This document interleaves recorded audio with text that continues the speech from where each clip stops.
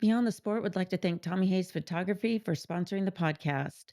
Check out his work at tommyhayesphotography.com, on Facebook at Tommy Hayes Photography, or on Instagram at Tommy_Hayes_photography.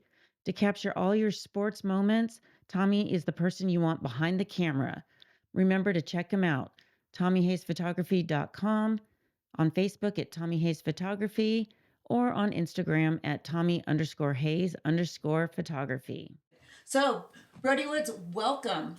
Thank you. I'm Yeah, glad so to be here. you're just coming from practice and Yep. watching film and everything. So you've got had a busy day of school, practice, and now an interview. Yes, ma'am. Homework tonight too. I actually do have some homework tonight. Oh man, that's a bummer. Yep. Keep that GPA up. Yep. So make a longer story short, a divine intervention for me to interview you. And I went looking for a lot on you, and nothing really out there except stuff on football and your football career, especially at Brock. Starting quarterback, second year in a row now. And I've actually got to see your growth as a quarterback going through, but that's not how you started. So maybe we'll get into that a little later. Yes, ma'am. I know you didn't start out as a quarterback, but you also run track, right? Yes, ma'am. Any other athletics? No, just track and football now. Just track and football now. Yeah. Well, that's enough because football goes, and as soon as football's over, track picks season. up. So Yep. I'm a track person, so we'll go with that. My daughter ran track, but she was sprints, and I don't know where she got it. I was distance, so I'm like, give me distance. She's like, no, 400, 800 too long. So It's tough that's races. good. So let's learn a little bit about you, about your earlier life before football, before Brock, and everything else. Oh, and your dad coaches you as well. Yes, ma'am. On the team. Okay. Yes, ma'am. So I made sure I had that in my head. I'm like, wait a minute, I think his dad coaches. Yeah. So awesome.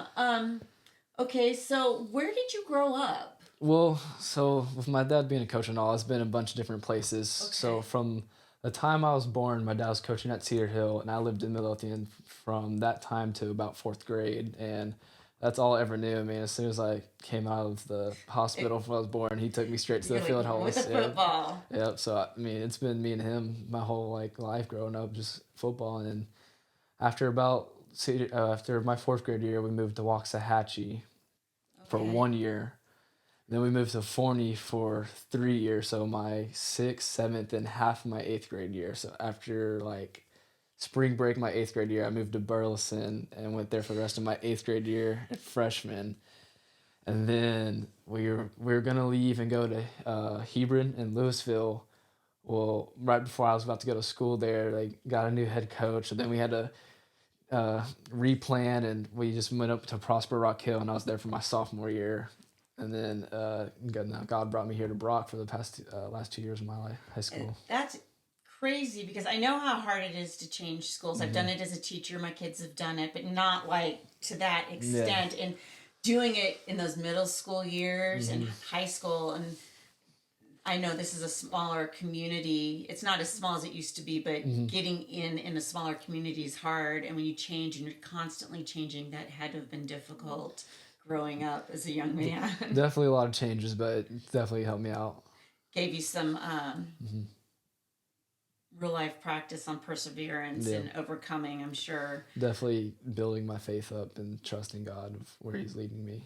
Yeah. So when in your life were you introduced to God and the concept of Jesus and faith? So we've always gone to church. Like my parents have always made that a priority. Let's go on Sundays, and just watching my sisters get baptized. Because I have three sisters. I have two older and one younger.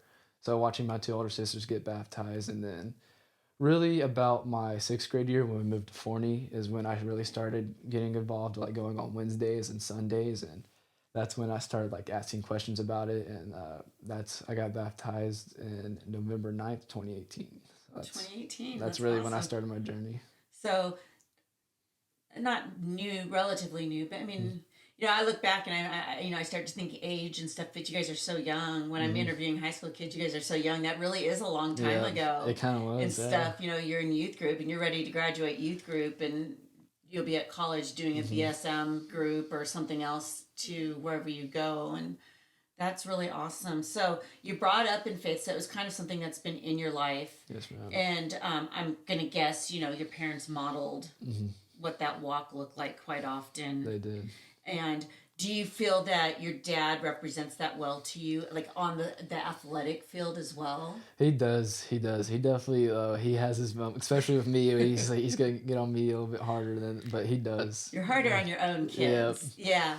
And I know it's hard. Those coaches, even the athletes, in the moment when you're down in the heat of the moment on the field, emotions run high and stuff happens. And words get said and attitudes get kind of tweaked. So something that really struck me, it stood out to me, was your game, not just this past Friday night, but the very first one of the season, the preseason game.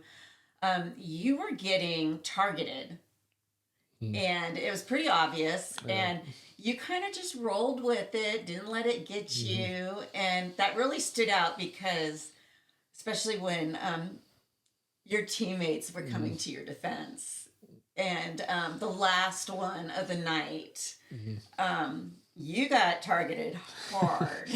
We were like, oh my gosh. And it was like benches clearing, and you were just you just picked yourself up off the ground, and you were like trying to walk away from it. And I'm like, that is character, because how easy would it be to lose temper, get in that fight right there, and it can go 100 different ways, right up to injury, season-ending injury too, if you're throwing punches or something. So, I mean, the character stood out to me, that you were just, this is what they're doing. I'm not about that. Thank you. I think that was the first seed that was planted in my head before that Sunday, when God planted another seed and said, that's who you're going to interview. And I was like, okay, another interview. And, but I just think that shows a characteristic of, when we have to walk with our faith, how we're supposed to react. And I thought that was a really good example of that. Thank you. So hopefully your dad was proud of you for that, not retaliating right there on the field. But there's no need to. The score said it all. So and my teammates to come and help me get my back. They've got your back pretty good. This team seems to be really cohesive team this year with you. And I mean, we're not really here to talk sports, but we do talk sports because you are all athletes in essence. But the important thing isn't that you're an athlete. It's that you're a child of God, and athletes are just something you're blessed to be able to do and stuff. So that really struck a chord with me about the maturity of the situation. But your teammates definitely had your back. It comes screaming down the way. Down the sideline. Taylor and I were like, whoa, because he was filming and stuff. So wow, that was an exciting end to a game. But so your dad models the faith, and of course he tries, and I know the coaches, and I've talked to your head coach, and I've asked the same question about how hard it is to be on the sideline in the heat of the moment or dealing with players. And I'm sure with other players, you guys have friction sometimes, and definitely got to stay level-headed. Yeah. Definitely. It's got to be hard. So, and you're, really stepping, I mean, quarterback's always a leadership role, but you're really stepping up into the leadership role this year as a senior. How do you feel well, I'm jumping way ahead. Let's just back up. Okay. So you were exposed to faith at a young age. So it was definitely demonstrated in your home. You went to church, and you went, I'm guessing, youth group on Wednesday nights. So how do you feel that really helped you? I think just being connected at a younger age just sets the foundation for your life, just because you're starting earlier, and you can carry that on, and being there with your friends, and be able to have that together and to learn together is this is especially as a younger person, you're thinking of what other people think and what they're doing. You want to be a part of that. So if you're all there together, it helps you to keep going in that way. But just being connected with the church and your youth pastor is so great at a young age. Yeah, you've got a support group, a community to help you if you're being pulled one direction that you're not really supposed to go. And that happens at school, it happens in athletics, it happens in the locker room, and um, stuff. So the foundation is great, and I am hoping you're surrounded by quite a few people that have I definitely that am, for same sure. foundation to help your walk and um, when you do that. So you said you got baptized in 2018, so I'm guessing that's when you accepted Christ as your I did. Lord. Did you see any changes in your life when that took place? I did. I mean, I started like building up to like my baptism. Like I started to like ask a lot more questions, and just like I wanted to learn more. Like I wanted to be getting the word more. I wanted to be more like him. And Mm-hmm.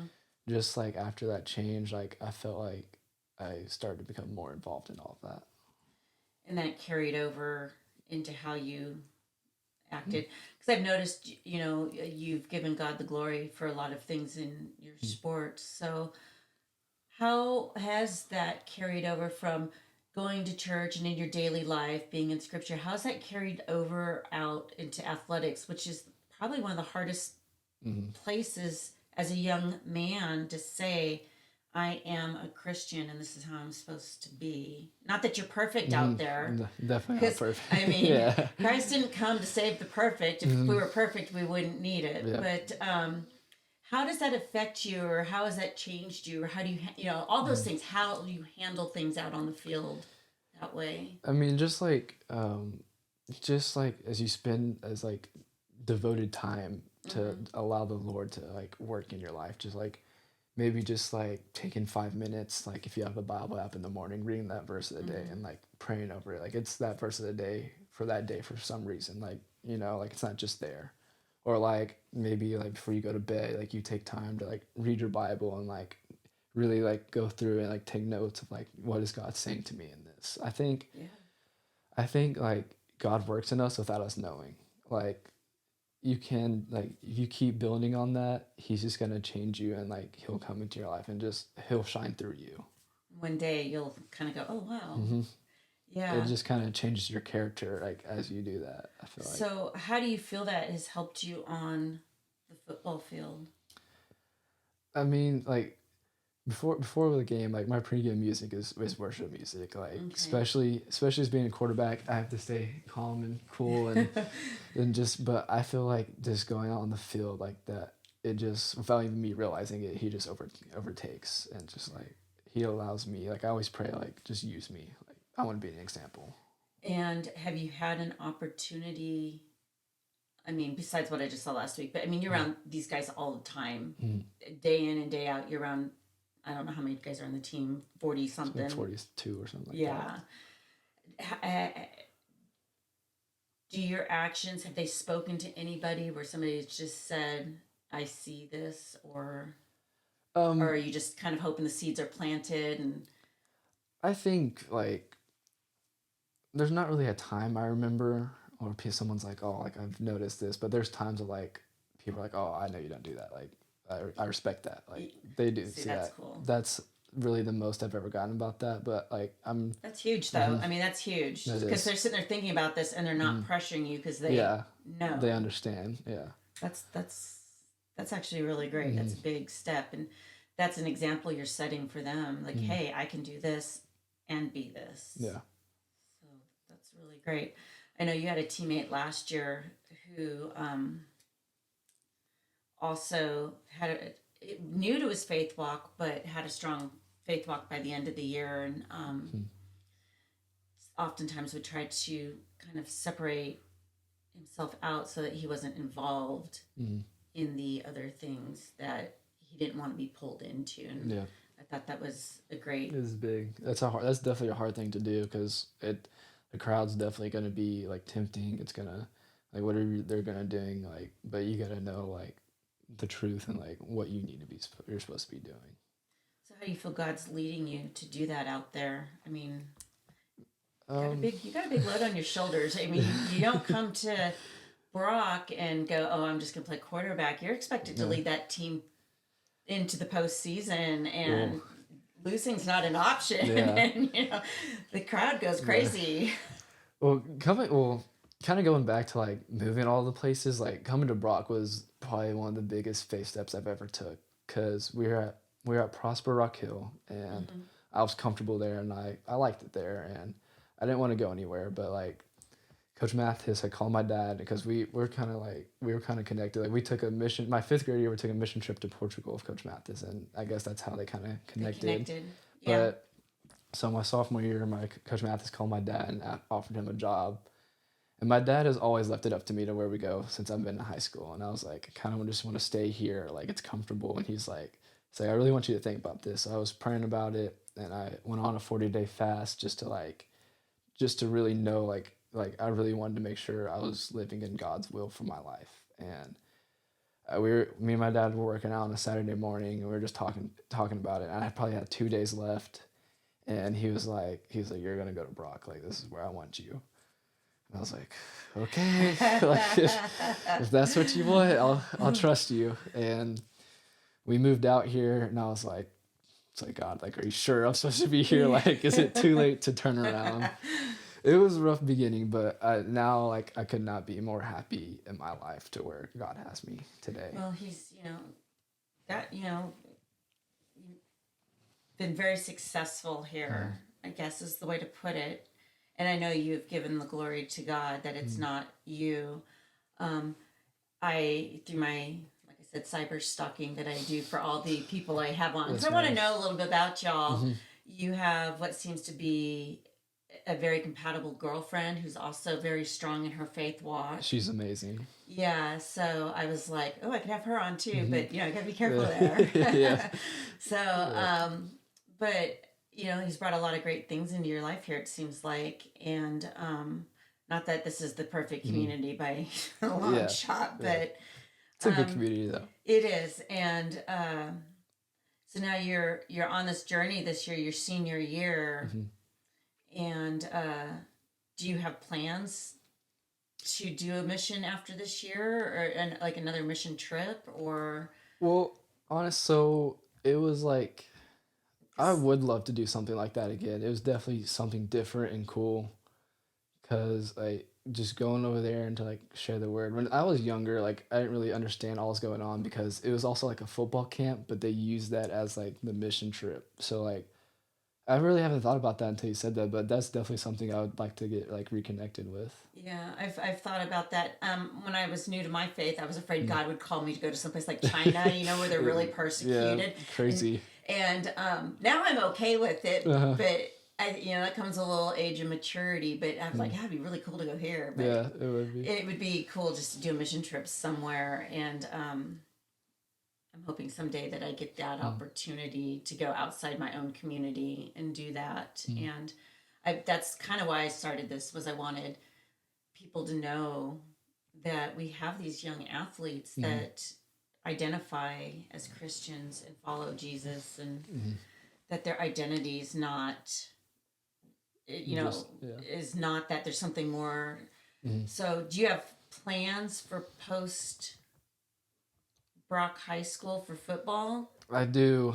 I'm not sure exactly where that is yet, but I do plan on playing at the next level. I'm not sure if that's quarterback or safety or anything. I just want to go play at the next level. And because, well, two divergent roads there. Because before you played quarterback, you played 2 other positions that are not even related to quarterback. I didn't even want to play quarterback coming here. So how did that happen? Well, just like I've always played, like I've always been like a Swiss Army knife type of guy. I'm a fill in the gap. Like if you need me to play somewhere, I'm able to, like, I'll play that for you. But I played quarterback my younger years, like Pee Wee and middle school. I did, and my dad told me like he's always going to put me on the defensive side because he didn't want to deal with me. But I always told him I was going to be a quarterback. But because here I am now, just to make his life miserable. Yep. Like I was telling him that when I was probably like 6 and 7. That I never imagined I'd be here actually playing quarterback. Be careful. It's kind of like be careful what you say or wish for, or you. I always thought, you ever want to hear God laugh, just tell him your plans. Yeah. And he'll make you just go, And he's the one protecting me now too. Yeah. So that's great. No, so are you really praying about and relying on where God is choosing to Hmm. send you for college, I that no am. matter where it is, He'll provide your way? That's And especially with this year coming up. I've really been praying hard, and like I said, like Macy, my girlfriend, she's been praying hard over it too, and she's a great support, and so is my family, and like just the support I have around me to make the right decision, and knowing that they're gonna support me no matter what where I go. It's pretty. It's just now I'm just waiting on God to open it up. open the Yeah. doorway. So, I've said a couple times, athletes are more than just athletes. They're, Hmm. we're children of God, and but we're designed to enjoy these things. Hmm. Talk to me about your identity. Man, there's some my identity is definitely in Christ alone, in God, and that's what I want people to see me as. Like Mm-hmm. I'm a believer, and I'm here to help you. Like I want you to come live this life with me. Um like some professional athletes, like you know who Trevor Lawrence is. Mm-hmm. He was getting interviewed about after like a hard loss, and he's like, man, my identity is not in this game, like my identity is in Christ alone, and I love that. And I was like, that, especially as an athlete, that can be hard because you want to succeed so bad, but at the end of the day you got to know like that's not who you are. Yeah, and that's what's important, because I do see, and I've been there, I've been wrapped up in athletics since I was Mm-hmm. young, clear up to my kids even, but just remembering the blessing that is to do them and not the Mm-hmm. life. Because, like you said, you want to succeed, you want to Mm-hmm. try hard. What I'm finding is that when I can hear young athletes talk about that, their identity first and foremost is Christ, is Mm-hmm. amazing, and that they've got the um, role models Mm-hmm. of some of the bigger names now, the professional athletes that are Mm-hmm. have been willing, probably in the last 6 7 months, to step up and Mm-hmm. say, It's big time too. um, I am a follower of Christ, and Mm-hmm. I am more than this game. I am more than this one loss. I Mm-hmm. am, yeah, this loss sucks, but Yeah. I, my eternity is not based on this Yeah. game. Yeah. And I think that's It huge. is huge. So, do you think, as a Christ follower, that you do a good job setting that example for your teammates? I think I do. I definitely like, especially after the Malakoff game last year. That one ate at me for a while. Yeah, but I think for the most part, I try to do my best to be the example of like, like this is not who we are. Yeah, that was that was a tough game. I've got the That photos to was prove it. that was a tough game. I got the photos.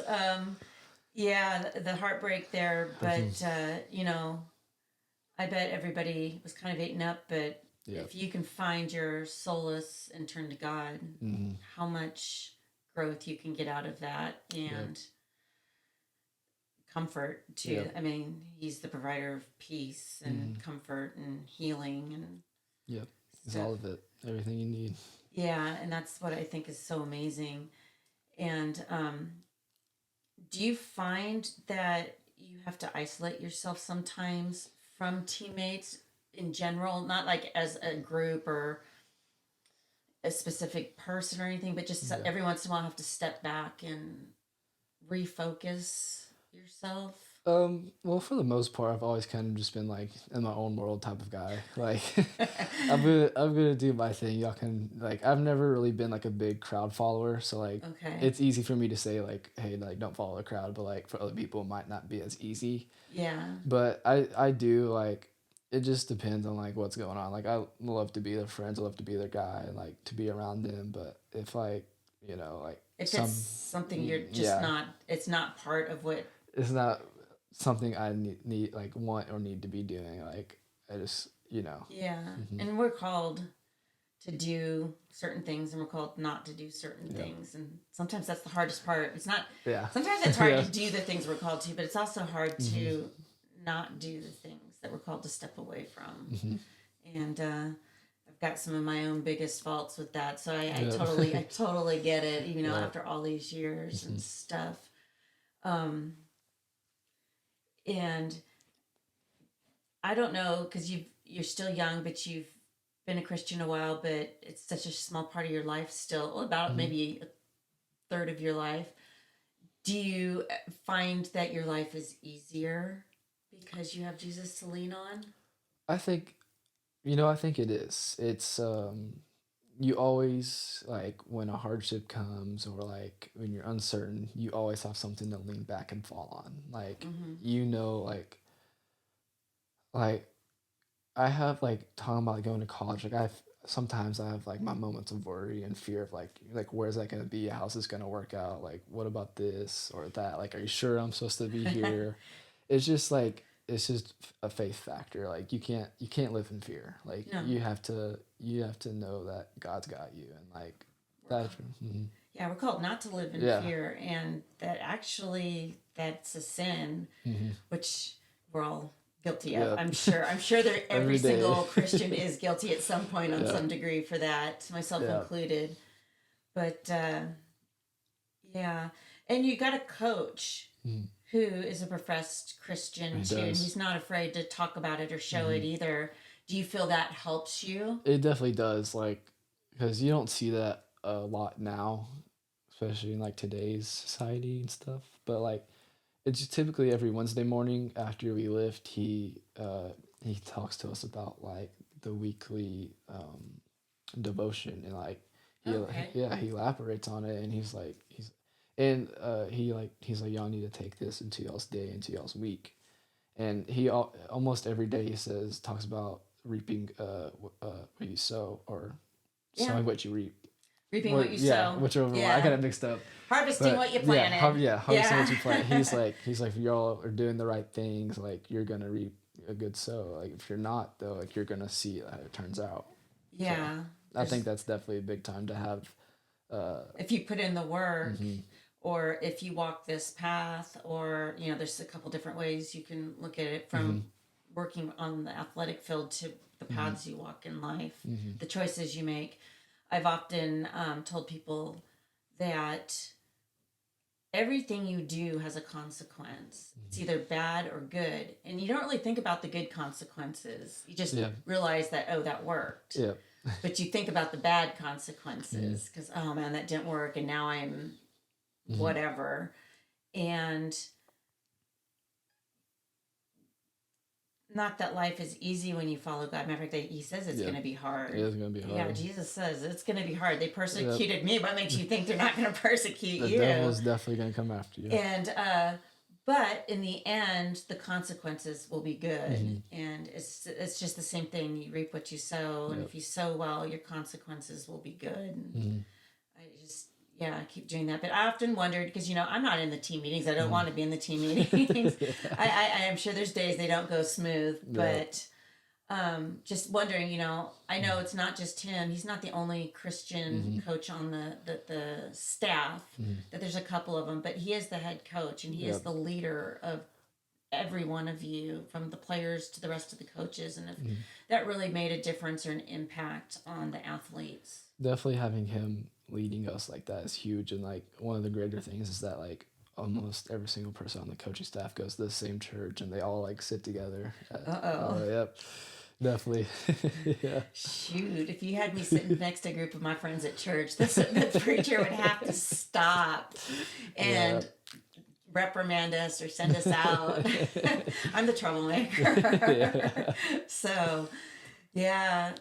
But I mean, that's kind of good. That brings a lot of cohesion to the coaching staff as a family. It does. Which I think the players can see, which helps them as young men. And then, of course, people who are walking in the faith, that I think can help them as well see the importance of it. And I know I've asked Coach Mathis, and it's up on interview even, because sometimes I say things and I've got to apologize for them. He's pretty good at that too. He's like, I'm sorry, I should have approached that a little bit different.